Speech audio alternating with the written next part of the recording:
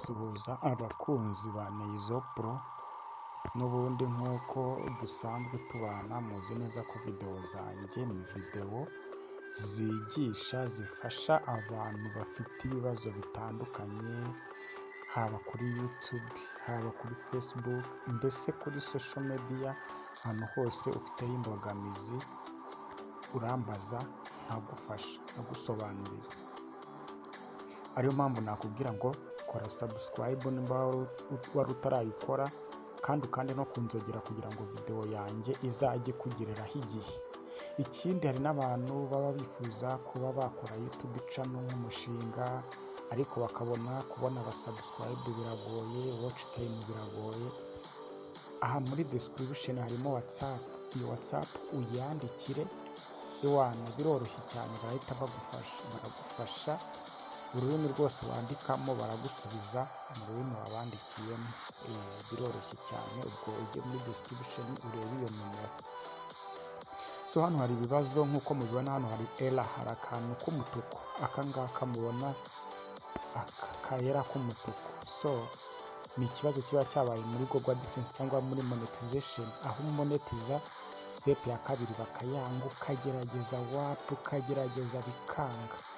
Nimba nawe byarakubayeho rwose, iki kibazo kiroroshye cyane. Nta kindi kintu ukora, mbere na mbere uraza urasoma bino bintu, urebe usome ni iyihe mpamvu Google AdSense yanjye yabaye error. Hari igihe iba error bitewe n'uko hashije amezi 4 utaraverifyinze pin kandi baraguhaye message, icyo gihe iba error. Hari igihe iba error bitewe n'uko wafunguye kuri Google AdSense itameze neza. Mbese ni ibibazo byinshi cyane bishobora gutuma Google AdSense yawe iba error. Nta kindi kintu rero ukora, uraza ugakanda hano hantu handitse ngo change association. So iyo ugeze kuri change association, batakubwira ngo verify if is you, ukanda proceed.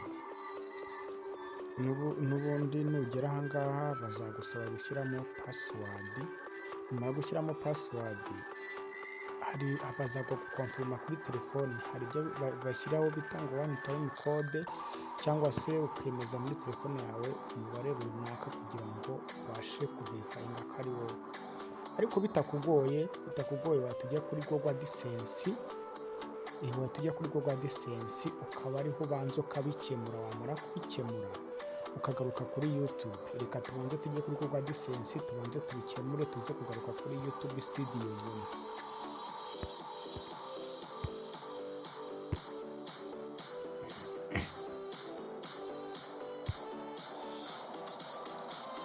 Nugera kuri home urakanda, nugera kuri website yawe cyangwa se kuri Google AdSense, uraza kuza hano hejuru hari uturongo dutatu, uzi hano hantu handitse ngo account.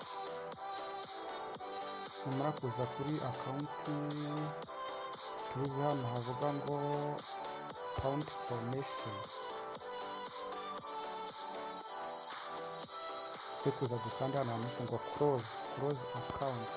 Urahabona aha ngaha close account, close account.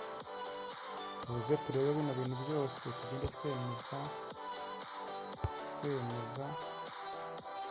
Select reason, duhitemo reason kuko ari website yawe close, dukande close account.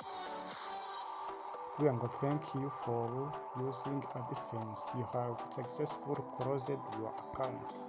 Tuvuga ngo account yacu ya Google AdSense turayiclosinze. Ubu ngubu nta kindi gisabwa, duhita tugaruka kuri YouTube studio, tugasanga nta kintu kirahindukaho, tugakanda hano hantu handitse change association. Iyo ukanze hano hantu change association, uhita ufungura Google AdSense bundi bushya. Imwe wari wafunze urongera ukayifungura bundi bushya. Uraza nyine ugakanda ko you don't have an existing account, ugakora continue. Umaze gukora continue, n'ubundi umera nk'ugiye gufungura, uhitamo email ushaka gufungura Google AdSense, yari yayindi n'ubundi wamaze gusiba, n'ubundi urongera ukayifunguraho. Rwose nta kibazo, biroroshye 100% kuko ibije ari nk'aho ari nshyashya. ukaza ukemeza nk'uko uzi ko umuntu ufungura konti ya AdSense bushyashya bigenza, ugahitamo igihugu, wageze ukanemeza terms and condition, ibintu bikagenda neza. Nkwibutsa ko ikibazo cyose banyandikira kuri iriya nimero ya WhatsApp iri muri description cyangwa no muri comment ndagusubiza. Ikindi ushaka kuzamura YouTube channel yawe, subscribe, watch time n'ibindi, nabyo wakandikira nimero ikagufasha. Turemeza amategeko n'amabwiriza, tuze turebe aho batuganishije. Ibi ngibi biroroshye cyane kandi ku muntu ukurikira biroroshye cyane. Aha ngaha tugeze rero bahita bagusaba kuzuzamo aderesi. Uba wizi ko hari ikintu umuntu ahabwa icyo bita pin. Uzamo aderesi zawe zo mu gihugu kugira ngo bazoherezeho pin yawe bimeze neza. Hari igihe bita byizana nk'aha ngaha ariko bitizanye ubwuzu. Noneho hari igihe bahita bagusaba kuverifayinga phone number. Verifyinga bakakoherezamo imibare 6 ya confirmation n'ubundi ukayuzuza, ibintu bigahita bigira gute bigenda neza cyane. Rero bahita bakubwira ngo kanda redirect bakohereza noneho kuri YouTube studio.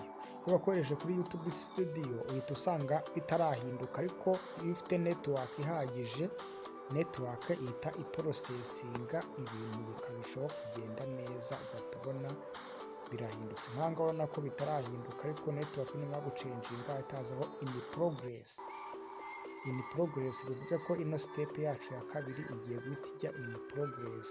Aha ngaha rero tugiye gutegereza amasaha 8 bahite bayemeza, noneho step ya gatatu ikomeze, ikibazo tube turagikemuye byihuse. Nawe nimba warahuye n'ikibazo nk'iki ngiki wakandikira muri comment rwose. Kandi niba ukunze n'iyi video yanjye nabwo wabimbwira, kuko iba ifashije abantu benshi. Ikibazo cya fix Google AdSense tukaba turagikemuye. Hano hariho video nyinshi zivuga ibibazo bitandukanye kuri YouTube, ibibazo bitandukanye byo kuri Google AdSense. Nagushishikariza kugira ngo ukande urebe video zirebe, urabisangaho rwose ibibazo byinshi n'ukuntu bikemuka. Abashaka kuzamura YouTube channel rwose ubana n'ako kanya mwandikira nimero iri muri description kuri WhatsApp, irahita ibafasha. Ururimi rwose waba wandikamo, yaba Ikinyarwanda, Icyongereza, Igifaransa, ururimi rwose iraza kugufasha. Rero ndabashimiye ko mwakurikiye video yanjye. Ni Neyizoporo, abantu mutanzi rwose ninjye bagezaho bino biganiro kandi tuzakomeza kubana. Okay, bye bye.